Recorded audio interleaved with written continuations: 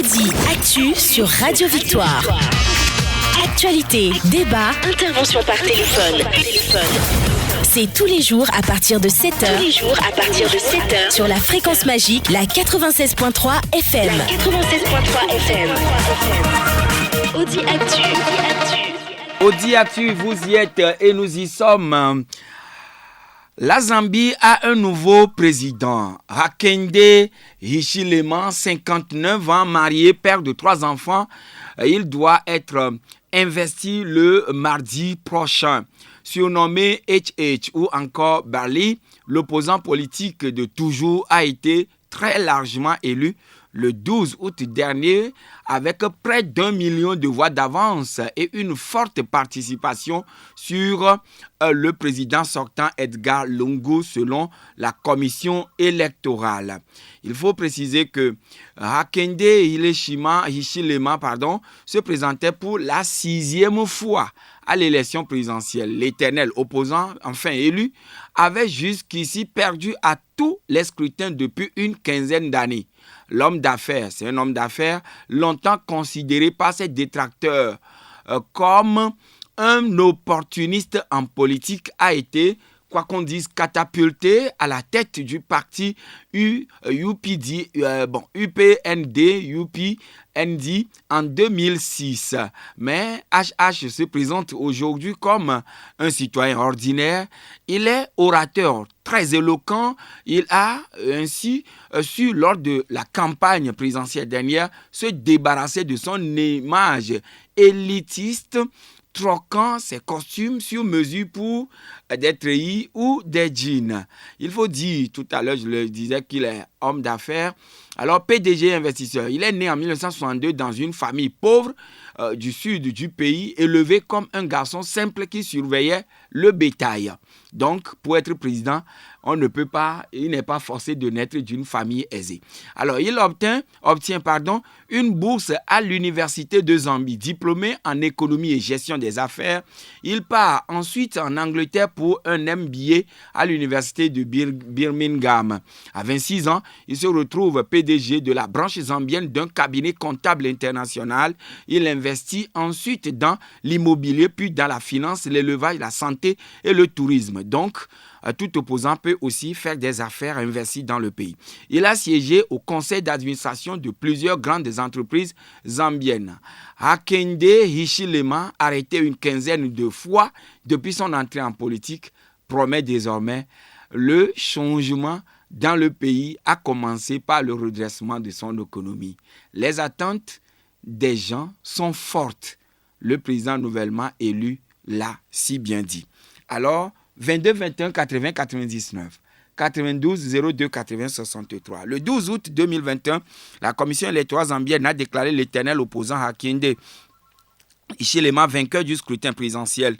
Le président sortant Edgar Lungu reconnaît sa défaite et promet un transfert pacifique du pouvoir. Quel regard jetez-vous alors sur cette situation en Zambie? Les pays francophones peuvent-ils aussi offrir ce genre de fair play en politique? Félix voudra bien sûr ouvrir la marque. Alors, Félix, bonjour. Oui, bonjour, monsieur Joachim. Comment allez-vous? Bon, je vais bien par la grâce de Dieu. D'accord, oui, nous vous écoutons alors, Félix. Bon, en vous écoutant parler, je dirais que la Zambie n'est pas le Togo. Et je dirais que un pauvre au Togo ne peut jamais être président. Mais, bon, comme c'est le plan de Dieu, je crois que la Zambie n'est pas sur la terre, mais la Zambie est au ciel. Donc, la Zambie est à part entière. Mais je constate quelque chose pour les pays anglophones. Qu'est-ce que je constate? Oui. C'est le pouvoir en place qui organise des élections, mais l'opposition gagne ces élections et le pouvoir en place transfère facilement le pouvoir à l'opposition.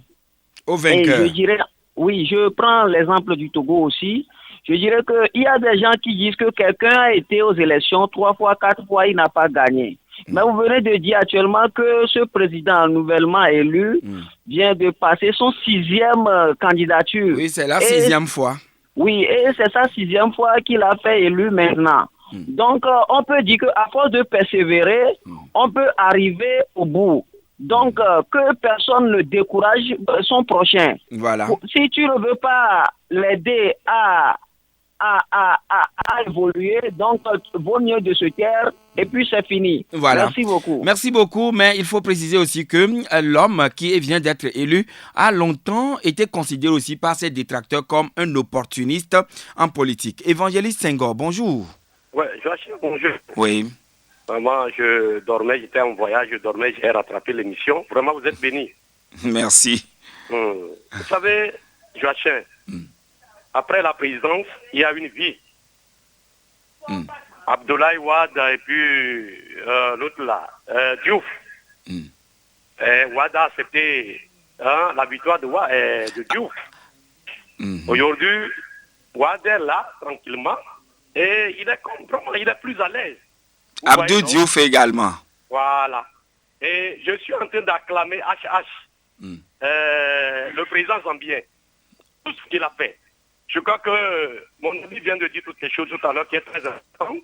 Ou quand vous voyez les pays anglophones, c'est-à-dire qu'il n'y a pas ce désordre où on gagne les élections et le président va refuser de remettre le bâton au gagnant.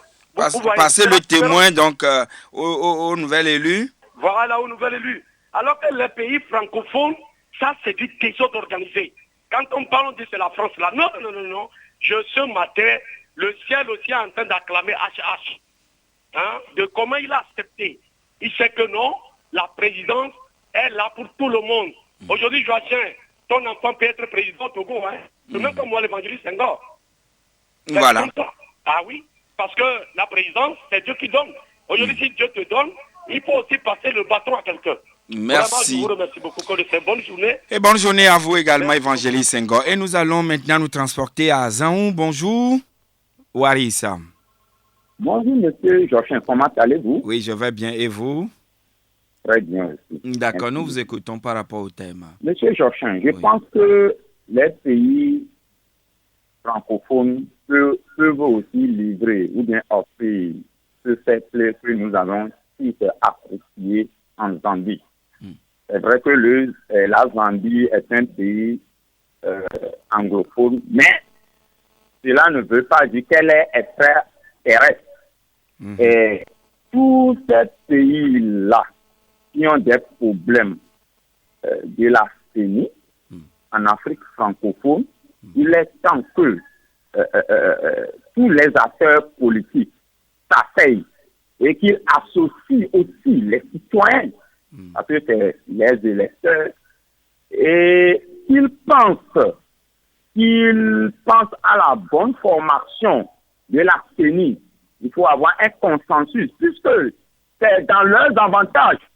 D'abord, c'est pour préserver la vie de les électeurs et la vie des citoyens avant, pendant et après les élections.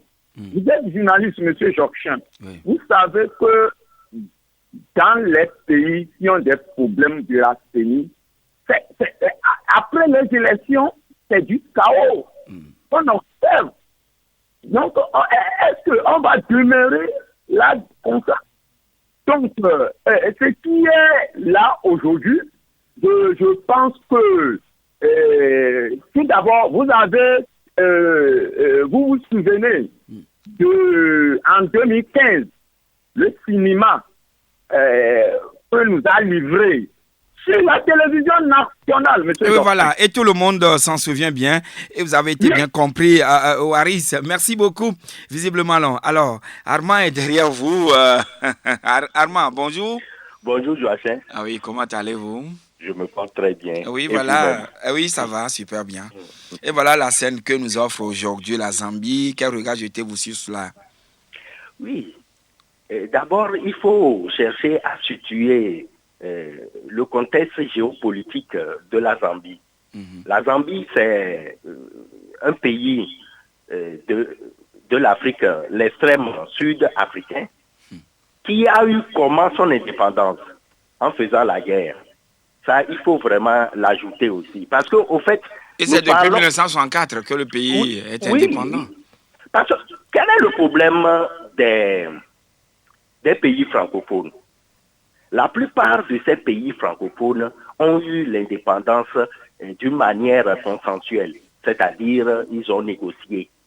C'est ça le vrai problème. Quand on revient un peu sur les pays anglophones qui ont guerroyé avant d'avoir l'indépendance. Ça, c'est le direct rule. Ce sont les colonies britanniques dans le direct rule, alors que les pays francophones sont les indirect rule. Voilà. Oui. Vous avez parfaitement raison. Mais c'est que quand on visite un peu tout cela, il y a un problème de mentalité. Les Zambiens, les Zimbabwéens, les Sud-Africains, ils sont patriotes, comme on dit. Tous sont reliés par la fibre patriotique. Ce qui fait que, quand on est animé par cette fibre patriotique, c'est qu'on est pour le bien commun. On ne lutte pas pour une chapelle donnée. Il faut qu'on y arrive. Nous aussi, je ne dis pas forcément que nous ne sommes pas des patriotes. Et vous l'avez vu au Togo, qui aurait dit qu'en 1994, le CAR allait battre aux élections législatives le RPT d'avant. Donc, il faut vraiment travailler, ramener les gens à un dénominateur commun. Et vous allez voir. Merci. Voilà, merci beaucoup. En tout cas, Hakainde Hichilema, c'est le 7e président zambien démocratiquement élu qui a devancé, je l'avais dit, Edgar Lungu de près d'1 million de voix. Il est candidat pour la 6e fois, je l'avais précisé. Mais il faisait figure d'éternel second parce qu'il vient toujours en second plan. Et c'est la 3e fois qu'il était face à Lungu, président depuis 2015, dont il était devenu le principal opposant. Il a été aussi en prison pour trahison. Cet homme d'affaires autodidacte est depuis 2006, on l'avait dit tout à l'heure, à la tête de l'Alliance démocratique unie, UPND, qui prône le libéralisme social et économique à l'encontre des idées du Front patriotique FP, du Parti conservateur du chef de l'État sortant Hichilema. S'était vivement opposé à la réélection de Lungu en 2016 dernier et il avait alors dénoncé des cas de fraude et multiplié les recours, ce qui lui a valu d'être poursuivi en justice puis incarcéré d'avril à août 2017 pour trahison. Sorti de prison, le voilà maintenant parachuté à la tête du pays. Jonas. Oui, mon frère Joachim, bonjour. Bonjour, comment allez-vous? Bonjour, grâce à Dieu. D'accord, et nous vous écoutons. Bon thème pour le Togolais. Nous allons mieux réfléchir. Mais pour ne pas être long dans cette histoire, nous devons comprendre qu'il faut savoir que les affaires avant que les affaires politiques. Je vous écoute très bien. Vous voyez comment, dès qu'il soit déclaré élu et que l'autre soit déclaré échoué, vous voyez comment, dans son parti, le manque de fait commence à tomber. Alors, il faut que nous sachions les affaires avant que les affaires nous quittent. D'accord. C'est bien dit, nul n'est éternel sur la terre. Ça, c'est la réalité. Merci. Nous pouvons avoir l'esprit royaliste, mais quand je décide que tu deviens bambino, comme les Italiens le disent, tu deviens bambino. Alors, je vais recommander à nos nouveaux bertiers, de toujours voir que aujourd'hui c'est moi, c'est que je me tape l'autre. Et voilà. La meilleure façon de penser. Mais pour aller plus loin, c'est le problème de qui. Merci beaucoup, Jonas, pour votre intervention sur Victoire FM. Allô? Bonjour. Bonjour, cher ami. C'est David. Ah, David. Comment vous allez? Oui, je vais bien. Et vous?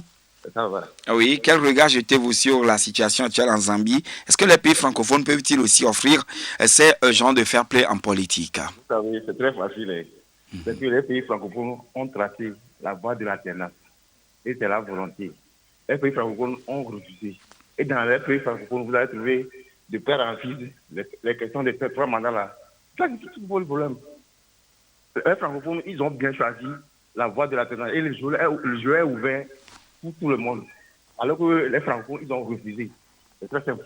Merci, bonne journée. Et bonne journée, David.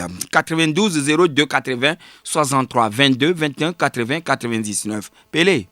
Oui, Oui, allô? Bonjour. Oui.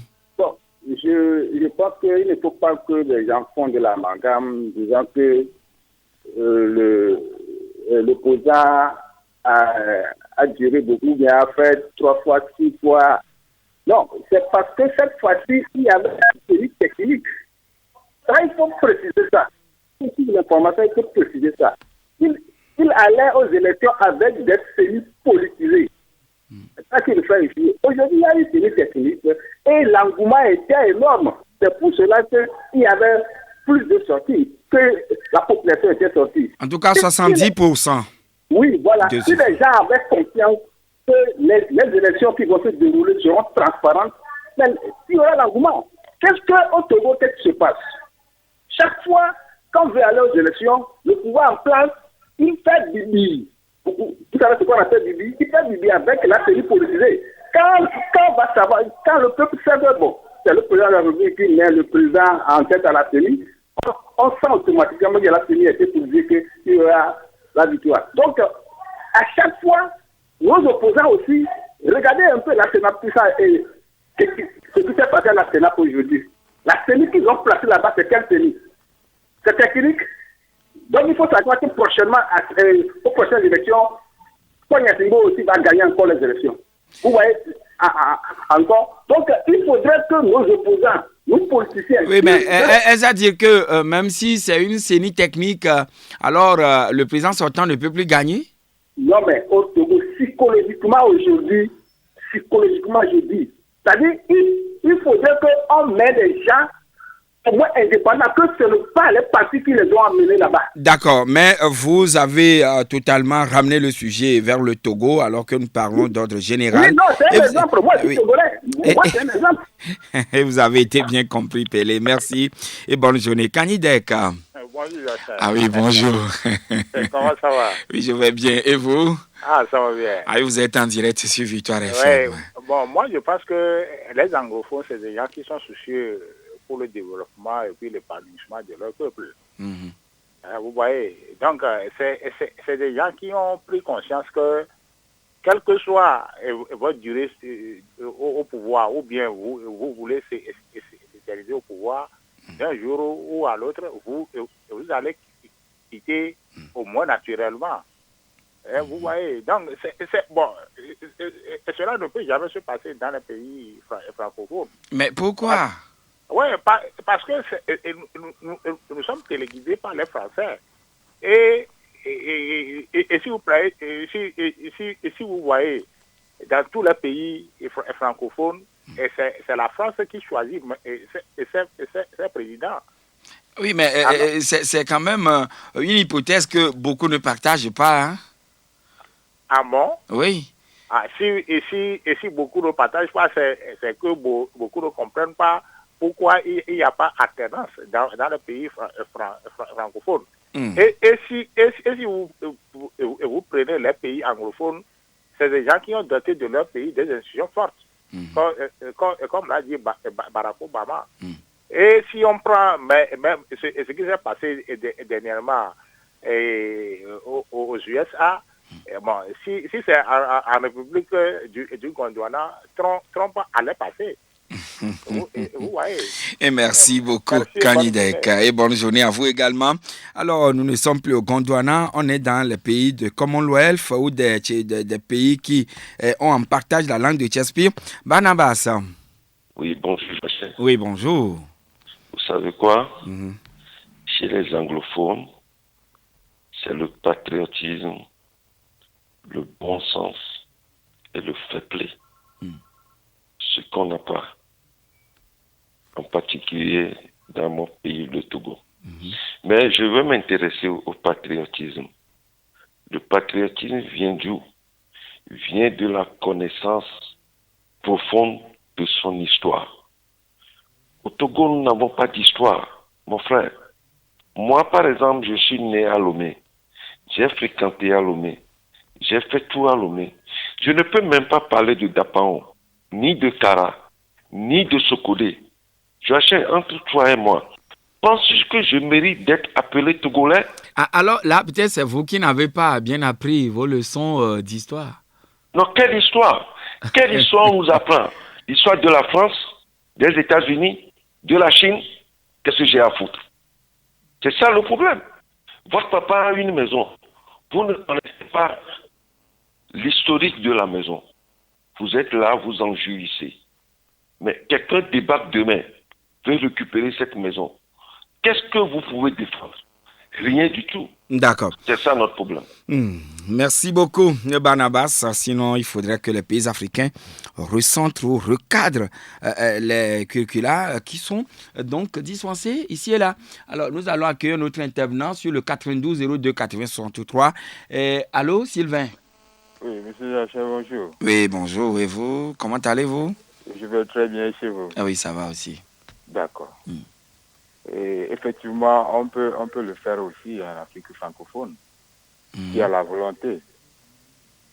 S'il y a la volonté. S'il y a la volonté. S'il y a la volonté, on peut arriver à le faire. Nous ne sommes pas sur une autre planète que les autres. C'est sur une planète que nous sommes tous. Pourquoi les autres le font et pas nous? C'est la volonté, il n'y a pas la volonté. Surtout que c'est un pays francophone. Et quand ces dirigeants arrivent au pouvoir, on dirait qu'ils ferment les portes et les fenêtres sur eux-mêmes. C'est-à-dire avec ces dérives financières par-ci, par-là, et ça les oblige à ne pas quitter, de peur qu'on les prenne devant les juridictions. Si à la volonté, on peut arriver. On est sur la même planète. C'est la volonté qui manque. Surtout en pays francophone, c'est la volonté. Nos dirigeants ne veulent pas quitter le pouvoir parce qu'il y a trop de dérives financières. Quand ils arrivent au pouvoir, ils ferment toutes les portes et les fenêtres sur eux-mêmes. Alors, ils ont peur de quitter, c'est tout. En tout cas, mais il faut aussi dire quand même que dans les pays anglophones, il y a eu des contestations d'élections aussi et certains présidents sortants refusent par moment de céder le pouvoir ou bien faire la passation pacifique du pouvoir. Mais nous allons accueillir M. Komlanvi. Bonjour, Jean-Charles. Oui, bonjour. Vous savez, oui. Les pays francophones, les présidents qui sont élus dans les pays francophones, ils sont là pour les intérêts de la France.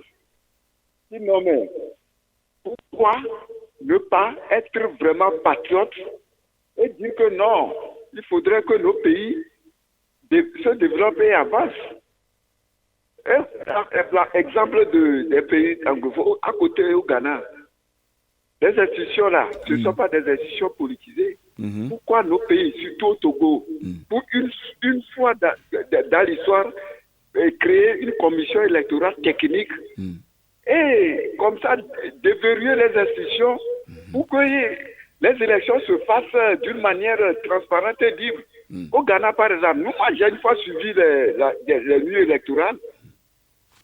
Quand le dépouillement est fini, ils affichent tout dans les bureaux de vote et tout. Et c'est la même chose qui se fait dans les pays francophones aussi. Non, est-ce que prévu par les tests, s'il vous plaît. Vous avez une fois publié les résultats affichés? Non, les médias ne sont pas quand même... Médias, au Ghana, les médias, au fur et à mesure, quand ils affichent, ils publient bureau par du bureau de vote. Et non, ensuite, les médias peuvent donner peut-être des tendances, mais sans pour autant, puisque ils n'ont pas la globalité de tous les chiffres, disons. Bien, vous le faites, on dit, maman, telle chose, tel parti a telle chose. Est-ce que vous le faites au Togo? C'est qu'ils ne veulent pas. Merci. L'intention de frauder, c'est tout. Pourquoi ne pas vous mettre aussi? Mais quand même, il y a des institutions habilitées à pouvoir proclamer les résultats et les donner de manière officielle. Il y aura toujours des fraudes. Merci beaucoup, monsieur Komlanvi. Monsieur Kofi. Bonjour. Ah bon. Bonjour. Moi, je suis très pessimiste pour les pays francophones. Ce serait difficile dans les pays francophones parce que tout ce qui se fait en francophonie, ça ne marche pas. Tout? Oui. Il faut voir, même les Français, en matière de sciences, apprennent d'abord l'anglais, à s'exprimer, à faire les recherches en anglais. Je ne sais même pas pourquoi les pays africains restent dans la francophonie. Oui, parce que, et d'ailleurs, ils nous apprennent à la sournagerie. Ils nous apprennent à ne pas être véridiques avec nous-mêmes. le comportement même. Non, mais est-ce que la langue que vous apprenez, et c'est ça qui vous impose des comportements... Non, effectivement, écoutez, une analyse grammaticale en anglais, une analyse grammaticale en français, il y a la ruse dedans. On vous apprend même dans votre manière de réfléchir, la ruse. Il n'y a rien. Il faut que moi, par exemple, ce que le Rwanda fait m'intéresse moi. Et aujourd'hui, en quittant la francophonie pour rejoindre le Commonwealth. Le raisonnement a changé. La vision a changé. La perception a changé. On laisse la culture. La culture dans laquelle vous êtes moulé, vous vivez dans ça. Ici, on veut tout vous imposer en francophonie. D'accord.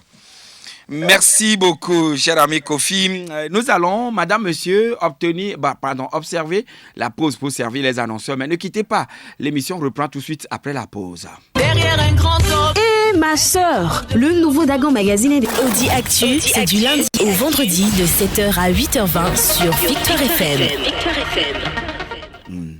Alors, vous êtes toujours à l'écoute de votre radio Victoire FM, la 96.3, et retour donc en studio pour la suite du débat.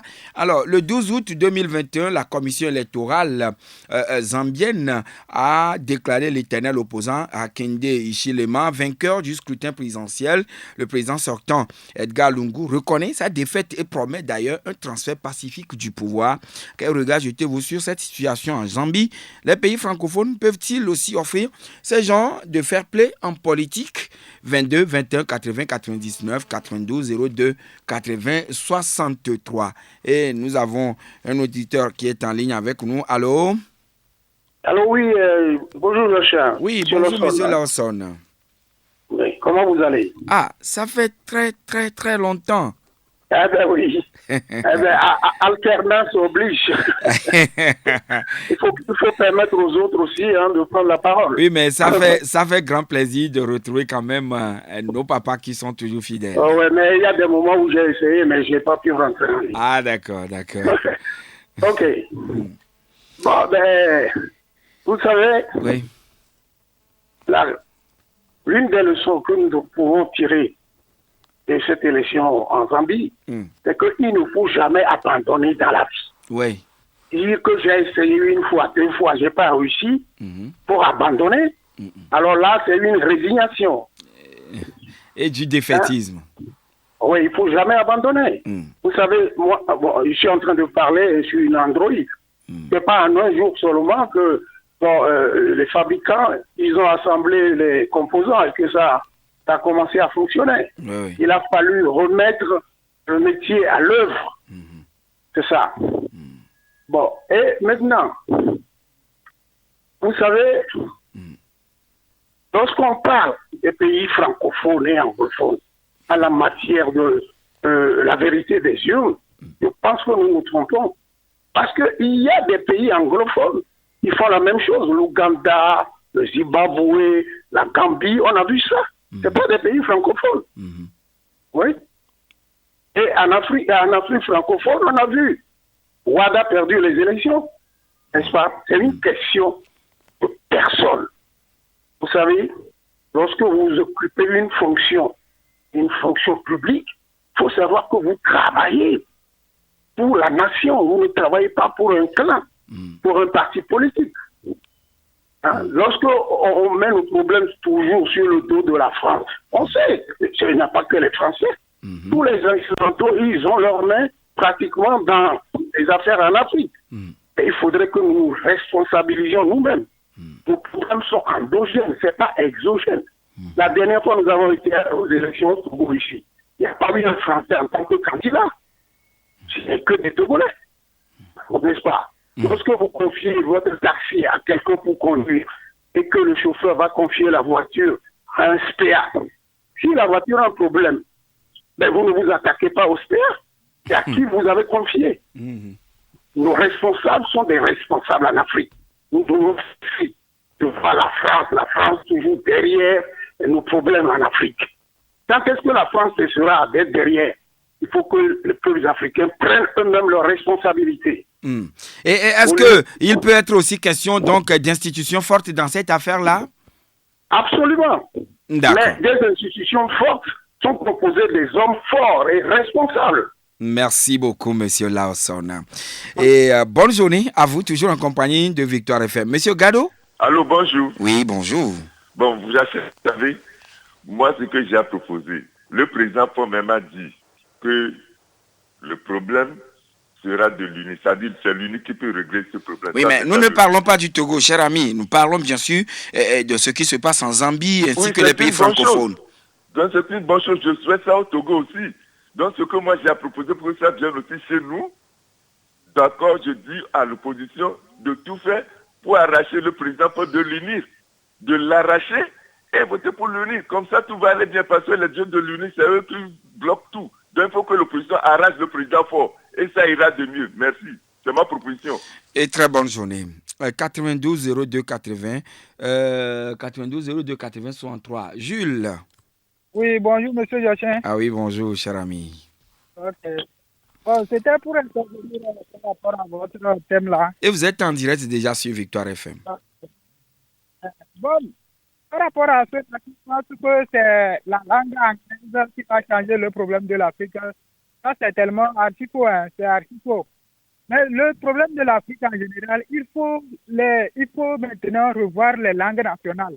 C'est-à-dire prioriser les langues nationales, enseigner, maintenant faire expliquer aux enfants dans leur langue pour qu'ils puissent comprendre ce qu'est la réalité. Et là, comme ça, il y a la langue maternelle ou bien les langues africaines doivent être des langues assujetties comme les Blancs nous ont dit. Donc, quelque chose comme ça, et ça fait partie du plan spirituel maintenant qui va aider maintenant les Africains à sortir de leur mentalité pauvre ou de les laisser leur truc et aller copier ce qui est bon ailleurs. Donc, c'était mon intervention. Voilà votre opinion qui est bien sûr suivie par tout le monde. Merci beaucoup, Jules. Bozambo. Allô, bonjour. Oui, bonjour. Le thème du jour, c'est quoi? Allô? Le thème du jour. Alors, M. Bozambo, merci et très très bonne journée, toujours sur la 96.3 Victoire FM. 92 02 80 63 22 21 80 99. Vous nous écoutez, vous nous suivez. Alors, vous êtes le bienvenu en direct. Allô? Bonjour. Oui, bonjour, cher ami. C'est Komi. Monsieur Komi, depuis Adido Gomé. Oui. Alors, voilà donc la situation en Zambie. Quel regard y jetez-vous? Est-ce que les pays francophones peuvent nous offrir aussi ces genres de spectacles? Ça serait encore un gros travail à abattre. Ce que j'ai constaté au niveau des pays anglophones, ils ont au moins les b.a.-ba de la démocratie. Ce que nous, les pays francophones, nous n'avons pas. Dans les pays anglophones, on a déjà ancré dans les germes que quelqu'un peut partir, quelqu'un peut venir. Mais dans les pays francophones, on travaille pour conserver. C'est la différence. Ce qui fait que, quand bien même tout est clair, on m'a gagné, je refuse de partir. Et je prends mes garde-fous pour ne pas partir. Je peux tuer pour ne pas partir. Je fais tout pour garder ma place. Donc, si à ce jour, on peut apprendre quelque chose de la situation zambienne, c'est de passer par tout moyen pour que nous aussi, nous ayons les b.a.-ba. Une fois que nous avons les b.a.-ba et qu'on gagne quelqu'un, il peut partir facilement. Mais si nous luttons parce que quelqu'un a fait 6 fois, nous aussi nous allons faire 6 fois, on va encore échouer 6 fois et 7e fois. Parce que les règles du jeu sont pipées d'avance. S'il y a les opposants togolais qui m'écoutent, le gars a gagné au 2e tour. Ici, on vous gagne au 1er tour à plate couture, dans des conditions que vous-même vous connaissez. Et retournons-nous vers 2020. Vous avez vu, on peut dire que Agbeyome a gagné, mais est-ce qu'il a le pouvoir? Il n'a pas le pouvoir parce que les b.a.-ba ne sont pas posés. Donc réfléchissez pourquoi ensemble on puisse avoir les b.a.-ba et que le président d'alors aussi sait que quelqu'un peut venir après lui. D'accord. Et vous avez été bien compris. Merci, monsieur Komi. Silas. Allô? Oui, bonjour, monsieur Silas. Bonjour. Alors, vous voudrez participer à l'émission et vous êtes en direct sur Victoire FM.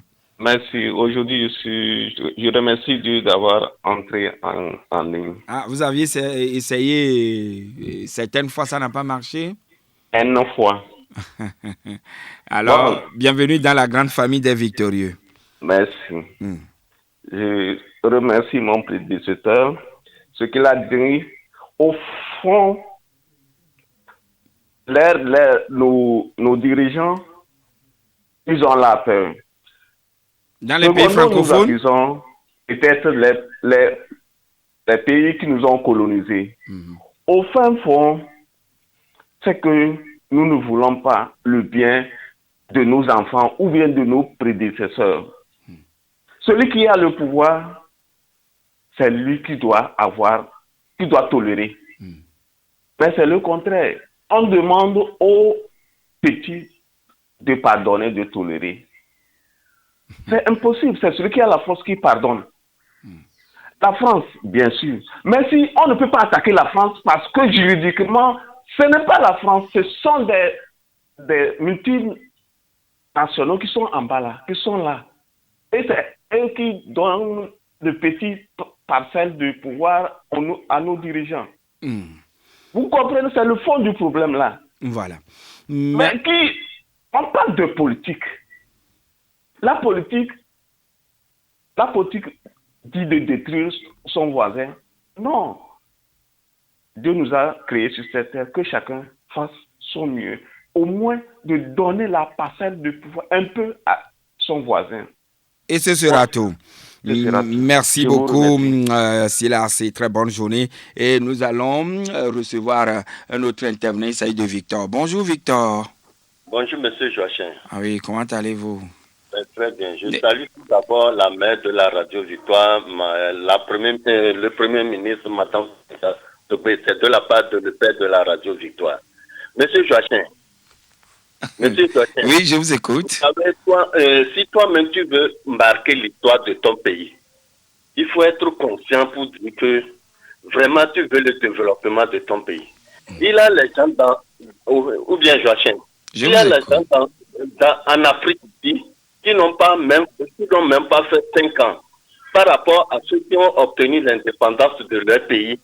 Même si on met leur effigie et on dit au peuple burkinabé, mettez derrière celui que vous aimez le plus. Si je prends Thomas Sankara et celui qui a obtenu le père de l'indépendance du Burkina Faso, on va choisir Thomas Sankara par rapport à celui qui a pu obtenir l'indépendance.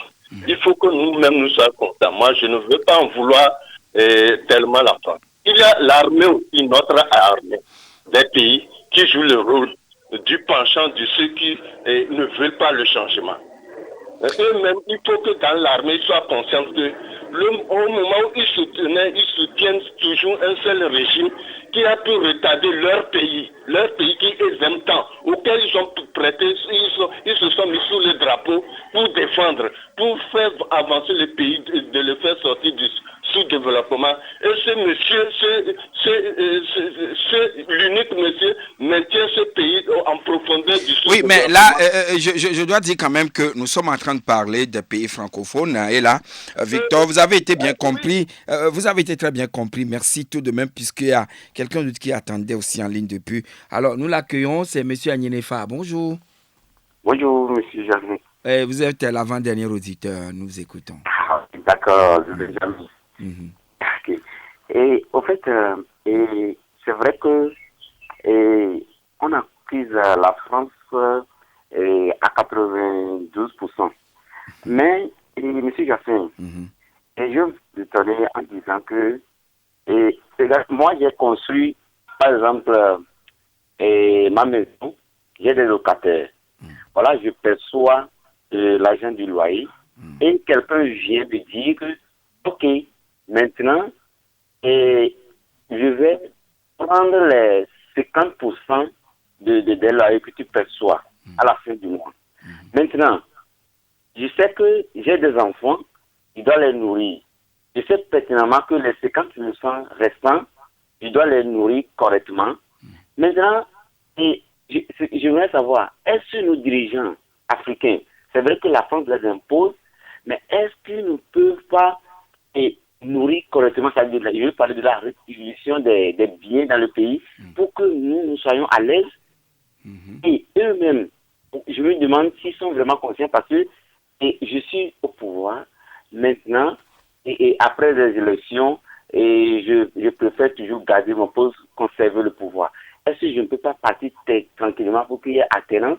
C'est vrai que comme vous l'avez dit, au niveau de l'Angleterre, c'est le direct rule, et au niveau de la France, c'est indirect rule. Le gouvernement il nous gouverne depuis la France et puis nous, on prend. Maintenant, nos dirigeants, ce serait mieux qu'ils prennent conscience et laisser le pouvoir pour qu'on soit à l'aise en Afrique. Parce que c'est un peu ahurissant. D'accord, merci beaucoup, monsieur Agninefa. Et c'est avec votre intervention que nous bouclons donc l'émission de ce matin.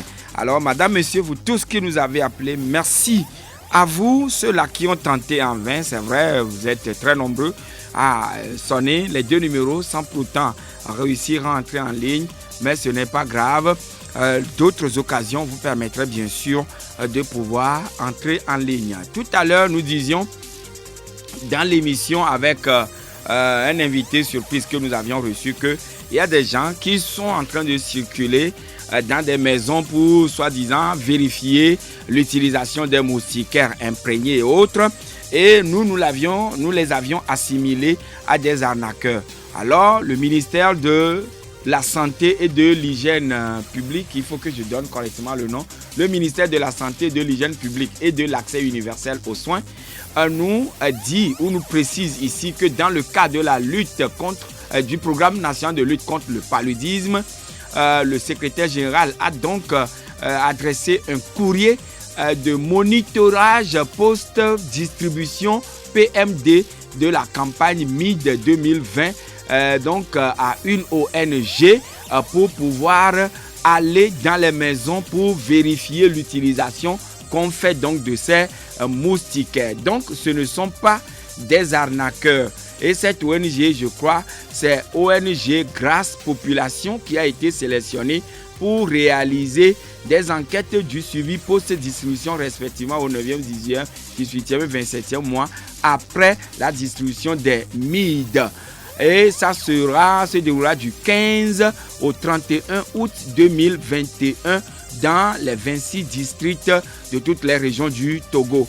Alors, ce qu'il y a lieu de dire, ce ne sont pas des arnaqueurs, c'est des gens qui ont été mandatés pour venir vérifier. Mais, nous sommes des hommes. Et à l'heure où nous sommes, ce n'est plus toléré comme ça que je sois dans ma maison et qu'un quidam tombe et vienne comme ça et me demander, je veux aller vérifier ci et ça dans ta maison et que je lui ouvre les portes.